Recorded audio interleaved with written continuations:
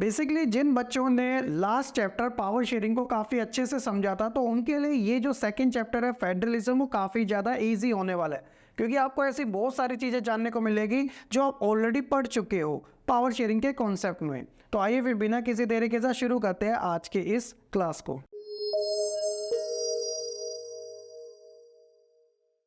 अगर हम यहाँ बात करें फेडरलिज्म के मेन कंटेंट की, तो ये सारी चीज़ें हमें आज के इस वीडियो में कवर करनी है। अब एक बार जरा हम जो प्रीवियस लेसन था पावर शेयरिंग, उसके बारे में थोड़ा बहुत इंट्रोडक्शन के बेसिस पे समझने की कोशिश करते हैं कि हुआ क्या था। आपने पावर शेयरिंग के कॉन्सेप्ट को समझा था दो कंट्री के बेसिस पे, जिसमें बेल्जियम और श्रीलंका था। मैंने आपको बताया था कि पावर शेयरिंग करना ठीक होता है गलत होता है, वो आपको लेसन में ही जानने को मिलेगा, जिससे कि आपको पता भी चला कि पावर शेयरिंग करना बिल्कुल ठीक होता है। और ऐसा बेल्जियम ने किया भी था अपने खुद के कॉन्स्टिट्यूशन में 4 टाइम चेंजेस करके, जिसमें उसने सेंटर को अलग पावर दी, स्टेट को अलग पावर दी, कम्युनिटी गवर्नमेंट बनाई वहाँ के बेल्जियम, जर्मन और फ्रेंच पीपल के लिए। तो एक तरीके से उन्होंने एडजस्ट किया अपनी पावर्स को सभी कम्युनिटीज़ के बीच में। लेकिन ऐसा श्रीलंका ने नहीं किया था, जिस वजह से वहाँ पे हमें 1980 के आसपास सिविल वॉर देखने को मिला था। तो अब इन चीज़ों से क्या समझे कि पावर शेयर करना तो ठीक रहता है। तो बेसिकली ये जो लेसन है फेडरलिज्म, वो भी आपको इसी के बारे में बताने वाला है। अब देखिए फेडरलिज्म का मीनिंग आखिरकार क्या होता है उसे आप समझिएगा। बड़ी आसान भाषा में मैं आपको बताता हूँ। फेडरलिज्म जब हम बात करेंगे तो यहाँ पे हम वर्टिकल पावर की बात आएगी। फॉर्म्स ऑफ पावर शेयरिंग में आपने हॉरिजॉन्टल एंड वर्टिकल पावर के बारे में समझा होगा। तो वर्टिकल पावर में क्या होती है कि जो गवर्नमेंट होती है वो 2 टियर से ज़्यादा की ही देखने को मिलती है। तो फेडरलिज्म में बिल्कुल सेम ऐसा ही हमें देखने को मिलता है। इंडिया के पॉइंट ऑफ व्यू से समझते हैं, यहाँ पर आपको सेंट्रल गवर्नमेंट देखने को मिलेगी जो ऑल ओवर इंडिया के अंदर रूल करेगी। इसके अलावा वेरियस टाइप की स्टेट गवर्नमेंट और अब तो लोकल गवर्नमेंट भी आ चुकी है। तो आप इन चीज़ों से क्या समझ आओ कि यहाँ पे फेडरलिज्म फॉलो किया जाता है। अब बेसिकली क्या क्या होता है, federalism is a system of government in which the power is divided between a central authority and various constituent units of the country, यानी कि यहाँ पे स्टेट की ही बात की जा रही है। Both the state and central government enjoy power independent of each other, यानी कि यहाँ पे जो पावर होती है इंडिपेंडेंट होती है। स्टेट की पावर अलग होती है और सेंटर की अलग होती है। ओरिजिनली अगर कहा जाए the constitution of India provided a 2 tier system of government, the union government and the state government. तो बेसिकली यहाँ पे इंडिया की बात हो रही है, तो कॉन्स्टिट्यूशन के अकॉर्डिंग यहाँ पे 2 टियर की गवर्नमेंट थी at the time of independence, जब हमारा कॉन्स्टिट्यूशन बन रहा था। वो बात अलग है कि 40 साल के बाद हमने 3 टियर की गवर्नमेंट को अडॉप्ट कर लिया, जिसे हमने लोकल गवर्नमेंट का नाम दिया, जिसका जिक्र हम इसी लेसन के एंड में कवर करेंगे। 3rd tier was added in the Indian federation with the formation of panchayat and municipalities. ठीक है, अब ये आप वर्ल्ड मैप देखिएगा, ये जो फेडरलिज्म है वो कोई इंडिया जैसी कंट्री में ही नहीं है, बल्कि आप ये जो रेड वाला देख रहे हो ना, इन सभी कंट्री में आपको फेडरल स्ट्रक्चर देखने को मिलेगा। बस ये है कि जो सिमिलैरिटीज़ है ना वो काफ़ी हद तक सेम ही होगी, बस थोड़ा बहुत प्रोसेस उनका अलग ही होगा, क्योंकि हर एक कंट्री की जो डेमोक्रेसी होती है उसके अंदर हमें डिफरेंट तो देखने को मिल ही जाता है। कहीं पे प्रेसिडेंट रूल ज़्यादा चलता है तो कहीं पे प्राइम मिनिस्टर के पास ज़्यादा पावर होती है, ये सारी चीज़ों को लेकर। अब यहाँ पर मैंने आपको बताया था ना कि स्टेट एंड सेंटर का काफ़ी ज़्यादा रोल रहता है फेडरलिज्म में। बेसिकली स्टेट क्या करता है, the state government is responsible for looking after the day to day affair of the their respective states, यानी कि अगर यूपी में कोई लॉ बनता है तो यूपी के लोगों के लिए माना जाएगा, ना कि दिल्ली के लोगों के लिए। अगर दिल्ली में कोई लॉ बनेगा तो वो यूपी के लिए कंपलसरी नहीं है। तो वो अपनी जो पावर है अपने लिए यूज़ करेंगे, अपने रिप्रेजेंटेटिव के लिए यूज़ करेंगे। लेकिन जब बात सेंटर की आएगी, अगर कोई भी ऐसा लॉ बनेगा तो वो एंटायर कंट्री के लिए ही इम्प्लीमेंट होगा, फिर चाहे कोई हरियाणा को हो या कोई यूपी को हो या फिर कोई दिल्ली को हो, सबके लिए वो कॉमनली यूज़ किया जाएगा। The central government is for the entire country and the responsible for the subject of common national interest. इसीलिए इनके जो सभी चीज़ें हैं ना, काम, वो अलग अलग तरीके से डिवाइडेड किए गए हैं। अब यहाँ पे हम कुछ फीचर्स के बारे में बात करते हैं, देन हम बात करेंगे इनकी लिस्ट कौन कौन से है कि किस सब्जेक्ट के ऊपर किसका रूल है, यूनियन का, सेंटर का, ये एक ही बात है, स्टेट का और लोकल का। ठीक है, तो सबसे पहले फीचर्स की बात की जाए तो हमने ऑलरेडी ये जान लिया कि देयर आर 2 और मोर लेवल्स ऑफ गवर्नमेंट, ये सबसे बड़ी एक इसका फीचर माना जाता है। देन सेकेंड है different year of the government govern the same citizens but each government have power independent of the other. जैसे कि मैंने आपको बताया था, जैसे अगर आप दिल्ली में रहते हो तो अगर दिल्ली गवर्नमेंट आपके लिए कोई रूल बनाती है तो उसे आपको फॉलो करना पड़ेगा, सिर्फ आपको करना पड़ेगा क्योंकि आप दिल्ली में रह रहे हो। यूपी वाले लोगों के लिए कंपलसरी नहीं होगा। और अगर कोई एक रूल बनता है सेंटर की तरफ से तब भी आपको फॉलो करना पड़ेगा। सिटीजन एक ही है लेकिन रूल जो है बनाने वाली बॉडी वो 2 टियर की है, सेंट्रल और स्टेट लेवल की। The fundamental provision of the constitution can not be change by one level of government. यानी कि इसमें स्पेशल ये भी बात की गई है कि हमारे कॉन्स्टिट्यूशन के अंदर जो भी फंडामेंटली जो प्रोविजन होंगे वो कोई एक लेवल की गवर्नमेंट के थ्रू चेंज नहीं किए जाएंगे, क्योंकि यहाँ पे बात होती है सबको साथ लेके चलने की। हमारे देश के अंदर लोकसभा और राज्यसभा जो कि हमारे पार्लियामेंट के नेम है, यहाँ पे क्या होता है, डिबेट एंड डिस्कशन की जाती है, कानून बनाए जाते हैं। तो ये इतना इजी प्रोसेस नहीं होता है। The judiciary prevent conflict between centre and regional government in the exercise of their power. In case अगर सेंटर और स्टेट गवर्नमेंट के बीच में कोई डिस्प्यूट होता है, कोई कॉन्फ्लिक्ट होता है, तो ऐसे में इनको सॉर्टेड करने के लिए हमारे देश के अंदर स्पेशली जुडिशरी भी लाएगी जो कि इन चीज़ों को एक तरीके से सॉर्टेड कर देती है। देन नेक्स्ट है सोर्स ऑफ रिवेन्यू को लेकर for each level of government, चाहे वो स्टेट हो या फिर सेंटर हो, are clearly specified to ensure its financial autonomy. यानी कि जो टैक्सेस लगाने का जो काम है वो स्टेट और सेंटर अपने अपने तरीकों से लगा सकती है। The federal system thus has dual objective, यानी कि इसमें बात की जाती है to safeguard and promote unity of the country and while the same time accommodate regional diversity. एक तो आपको लोगों के लिए एक तरीके से प्रोटेक्शन भी प्रोवाइड करानी है और साथ ही रीजनल डाइवर्सिटी को भी बनाए रखना है ताकि हमारी जो कंट्री है वो एक साथ यूनिट में रह सके, कोई अलग अलग ना रह सके। तो फेडरल का यही सबसे बड़ी चीज़ हमें देखने को मिलती है। होप सो कि बच्चों इसके फीचर्स के बारे में आप काफ़ी अच्छे से समझ चुके होंगे। नेक्स्ट हम बात करते हैं द बैलेंस ऑफ पावर के बारे में, 2 काइंड्स ऑफ फेडरेशन को लेकर। सिंपल है, पहली है कमिंग टुगेदर और दूसरी है holding together. Coming together federation specially हमें स्विट्जरलैंड, यूएसए और ऑस्ट्रेलिया जैसी कंट्री में देखने को मिलती है। बेसिकली इसमें होता क्या है कि इसमें कमिंग टुगेदर की बात हो रही है, यानी कि एक साथ सब साथ आ जाते हैं, स्पेशली इनके सेफगार्ड्स को लेके और इनकी सिक्योरिटी को लेकर। और दूसरा होता है होल्डिंग टुगेदर। तो इसमें क्या होता है कि लार्ज कंट्री जो पावर होती है वो एक तरीके से डिवाइड करती है सेंटर एंड स्टेट के अंदर। स्पेशली इंडिया के अंदर हमें ऐसे ही देखने को मिलता है कि यहाँ पे सेंटर के पास अलग पावर होती है, स्टेट के पास अलग पावर होती है। कुछ स्पेशल पावर भी दी जाती है स्टेट्स को, जैसे इंडिया के अंदर नॉर्थ ईस्ट के जो स्टेट है वहाँ पे स्पेशल पावर भी प्रोवाइड कराई जाती है। इसके अलावा स्पेन, बेल्जियम जैसी कंट्री के अंदर भी यही चीज़ फॉलो की जाती है, होल्डिंग टुगेदर फेडरेशन। जैसे वहाँ पे बेल्जियम के बारे में, फ्रेंच के बारे में और जर्मन के बारे में जो कम्युनिटी गवर्नमेंट थी उनके लिए काम करेगी। ठीक है, तो ये 2 टाइप्स की फेडरेशन है। नेक्स्ट है हम बात करते हैं इंडिया के पॉइंट ऑफ व्यू से कि आप ये देखते हो कि इंडिया के अंदर जो डाइवर्सिटी है वो पीक लेवल की देखने को मिलती है। यहाँ पर आपको जो लैंग्वेजेस है वो भी इतनी सारी देखने को मिलेगी। जब आप साउथ इंडिया विजिट करोगे, मलयालम, तमिल, कन्नड़, तेलुगु ऐसी लैंग्वेज ज़्यादा देखने को मिलेगी। जब आप नॉर्थ इंडिया विजिट करोगे तो यहाँ पर आपको हरियाणवी, पंजाबी, हिंदी ये लैंग्वेज ज़्यादा देखने को मिलेगी। तो कहने का मतलब है कि लैंग्वेज जो है बहुत सारी है। इसके अलावा रिलीजन हिंदू, मुस्लिम, सिख, ईसाई सब है और इन्हीं सभी के अंदर कास्ट भी है और इन कास्ट के अंदर सब कास्ट भी डिवाइडेड है। इसके अलावा इन सभी लोगों के जो कस्टम एंड रिचुअल्स है वो भी अलग अलग है और साथ ही जो रीजन्स है वो भी अलग अलग है, यानी कि ओवरऑल 28 स्टेट्स के समथिंग अभी हमारे इंडिया में देखने को मिलता है। तो कुल मिलाकर कहने की बात ये है कि इंडिया के अंदर डाइवर्सिटी वही कोई छोटी मोटी नहीं है, बहुत बड़े लेवल की हमें देखने को मिलती है।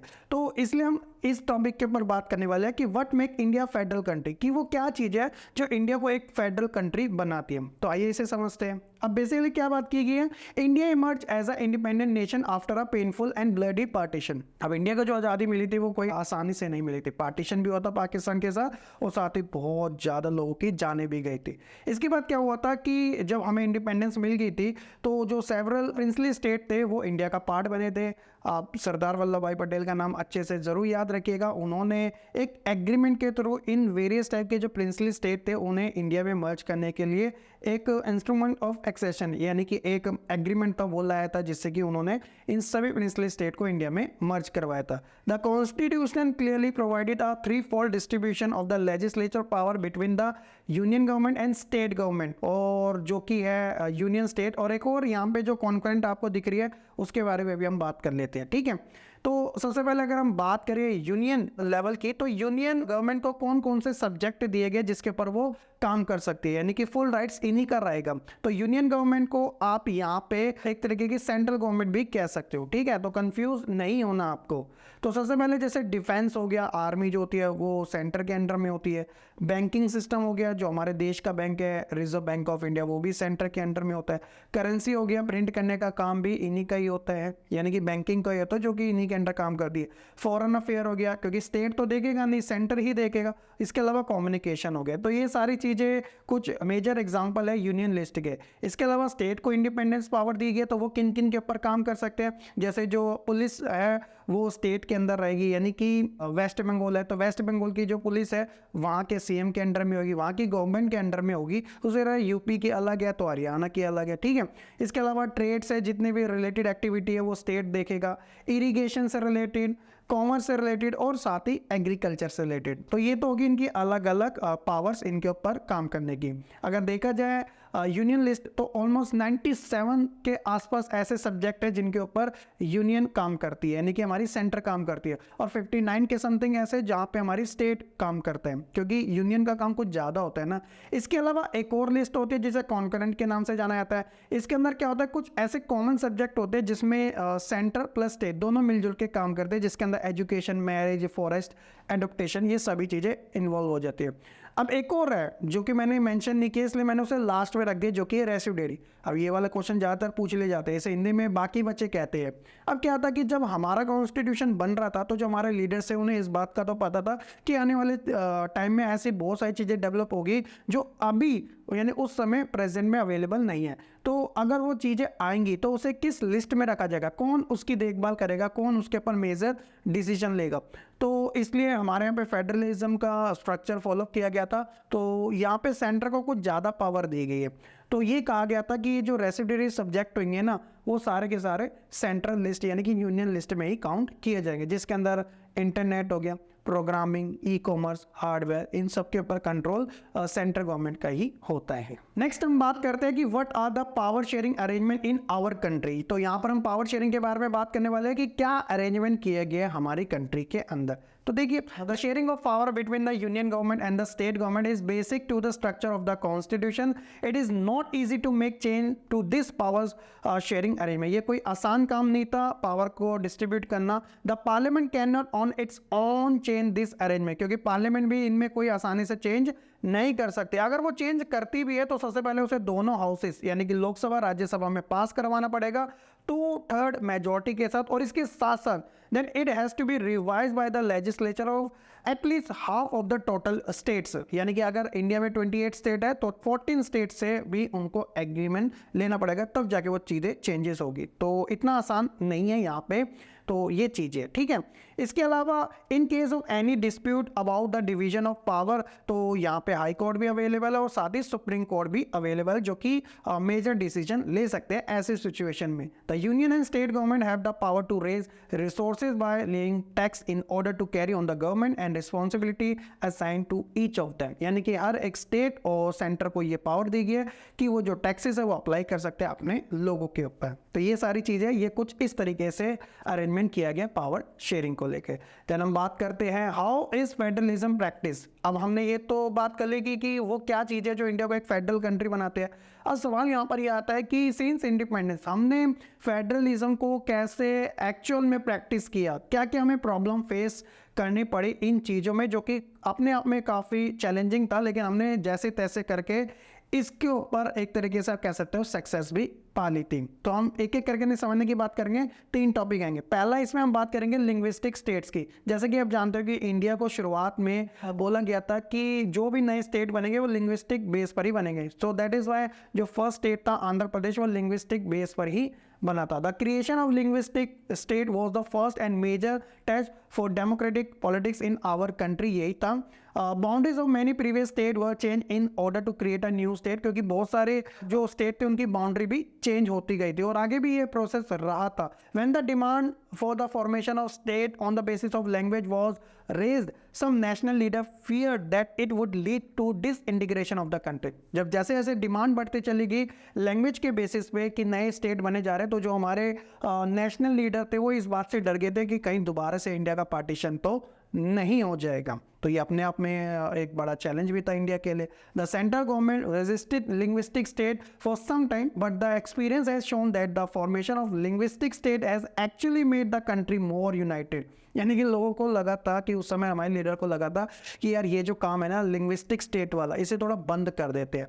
लेकिन एक्सपीरियंस ये दिखाता है कि जब फॉर्मेशन हो रहा था लिंग्विस्टिक स्टेट्स का, तो रिजल्ट ये निकल के आया था कि कंट्री और ज़्यादा यूनाइट हो रही थी. It has also made administration easier, यानी कि जो वहाँ का प्रशासनिक काम था वो भी और ज़्यादा आसान होता गया था. Some state were created not on the basis of language. ऐसा नहीं था कि हर एक स्टेट जो था वो लैंग्वेज के बेसिस पे ही बन रहा था. आगे चल के ऐसे बहुत सारे स्टेट्स थे जो लैंग्वेज के बेसिस पे ना बन के कल्चर, एथनिसिटी और ज्योग्राफिकल बेसिस पे बने थे. कुछ एग्जांपल यहाँ पे आपको प्रोवाइड करा देता हूँ. साल 2000 में छत्तीसगढ़, झारखंड और उत्तराखंड, ये 3 ऐसे स्टेट्स बने थे जो कि छत्तीसगढ़ अलग हुआ था मध्य प्रदेश से, और साथ ही झारखंड अलग हुआ था बिहार से, और उत्तराखंड अलग हुआ था उत्तर प्रदेश से. ये बने थे अपने. तो इन चीज़ों का भी आपको ध्यान रखना है. देन सेकंड था लैंग्वेज पॉलिसी को लेकर. अब आप जानते हो कि इंडिया की कोई भी नेशनल लैंग्वेज नहीं है. हिंदी को लोग कहते हैं बट वो हिंदी नेशनल लैंग्वेज नहीं है, वो हमारी ऑफिशियल लैंग्वेज है. अब ये एक अपने आप में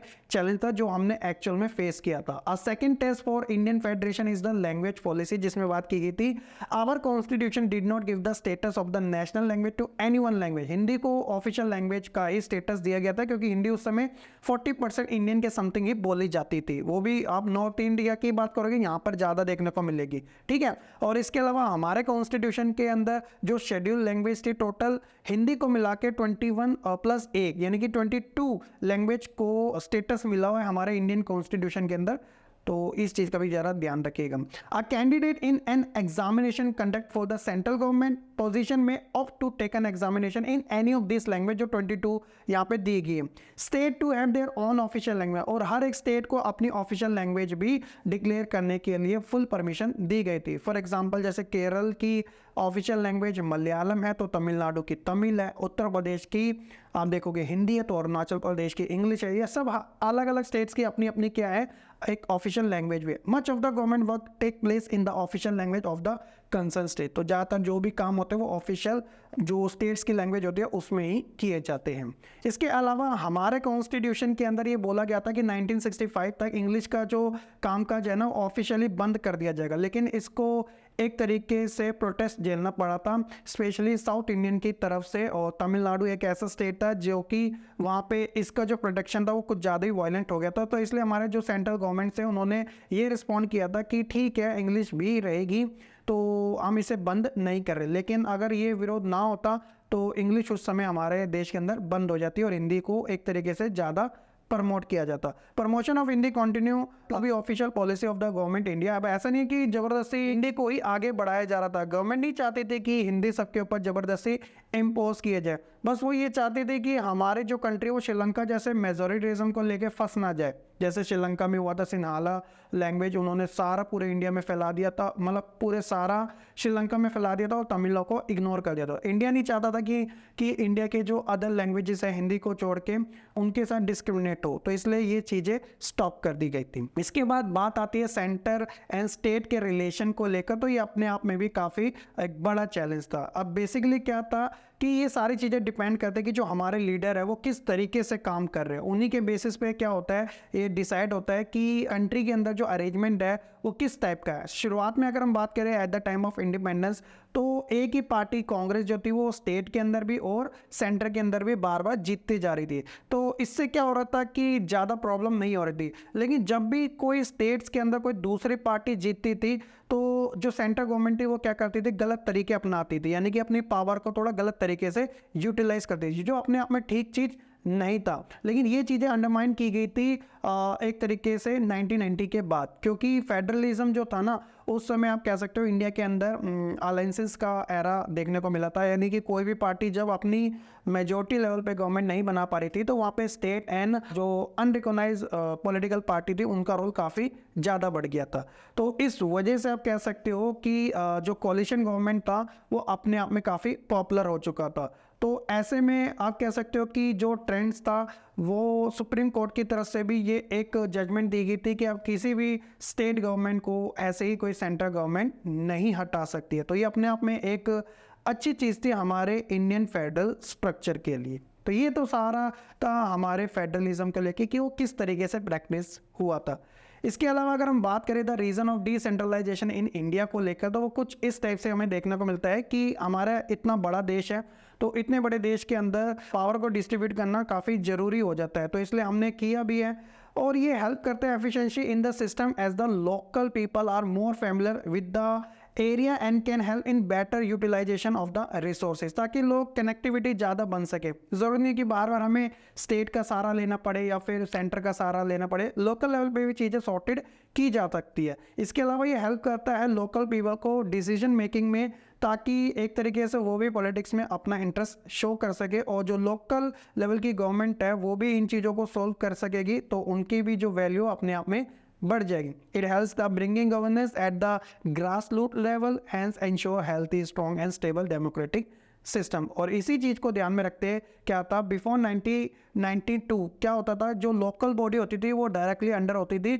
स्टेट गवर्नमेंट में, और जो रेगुलर इलेक्शन थे वो भी नहीं होते थे। साथ ही जो लोकल बॉडी थी उसके पास कोई भी रिसोर्सेज नहीं था, ना ही कोई अपनी खुद की पावर थी। यानी कि वो जो पावर थी वो स्टेट के द्वारा उन्हें प्रोवाइड करवाई जाती थी। लेकिन आफ्टर 1992 क्या हुआ था, अमेंडमेंट 73 एंड 74 के अकॉर्डिंग हमने लोकल लेवल की जो गवर्नमेंट थी वो इंडिया के अंदर स्टैब्लिश की थी। अब इसमें हमें क्या क्या चेंजेस देखने को मिले थे। चेंजेस ये था कि मैंडेटरी हो गया था इलेक्शन को लोकल गवर्नमेंट पे कंडक्ट करवाना, लोकल लेवल पे, चाहे वो ग्राम पंचायत हो या फिर म्यूनसिपैलिटीज क्यों ना हो। इसके अलावा सीटें भी रिजर्व की गई थी शेड्यूल कास्ट, शेड्यूल ट्राइब और ओबीसी अदर बैकवर्ड क्लासेस के लिए। सबसे इंपॉर्टेंट चीज़ था वुमेन्स का पार्टिसिपेशन। तो स्पेशली ग्राम पंचायत की अगर बात की जाए तो वहाँ पे 1/3 जो सीट थी ना वो रिजर्व रखी गई थी वुमेन्स के लिए। इसके अलावा एक इंडिपेंडेंट इंस्टीट्यूशन बनाया गया था जो कि था स्टेट इलेक्शन कमीशन, जो कि देखेगा स्टेट गवर्नमेंट को भी और लोकल लेवल के गवर्नमेंट को भी। State government are required to share some power and revenue with local level bodies. तो पहले वो मन मर्जी से देना चाहे दे सकती थी, तो कोई जोर ज़बरदस्ती नहीं थी, लेकिन आफ्टर 1992 उसे देना ही पड़ता है रूल एंड रेगुलेशन के अकॉर्डिंग। तो इसी लेवल पे इंडिया के अंदर रूरल गवर्नमेंट और अर्बन टाइप की जो गवर्नमेंट बनाई गई थी। रूरल जो गवर्नमेंट थी ग्राम पंचायत, पंचायत समिति और जिला परिषद पे काम करती है, और अर्बन जो गवर्नमेंट है वो आपको म्यूनसिपैलिटी एंड म्यूनसिपल कॉर्पोरेशन के बेसिस पे देखने को मिलती है। दोनों में सिमिलरिटी ये है कि दोनों में 5 ईयर का टाइम पीरियड होता है और इलेक्शन जो होता है वो डायरेक्ट तरीके से कंडक्ट करवाए जाते हैं। वेलफेयर के लिए काम करती है दोनों चीज़ें, और अपने अपने इनके लीडर्स भी हमें देखने को मिलते हैं। तो ये तो था बच्चों हमारा सेंटर एंड स्टेट के साथ लोकल लेवल की गवर्नमेंट के बारे में, और इसी के साथ हमारा ये जो चैप्टर नंबर 2 है फेडरलिज्म वो होता है कंप्लीट।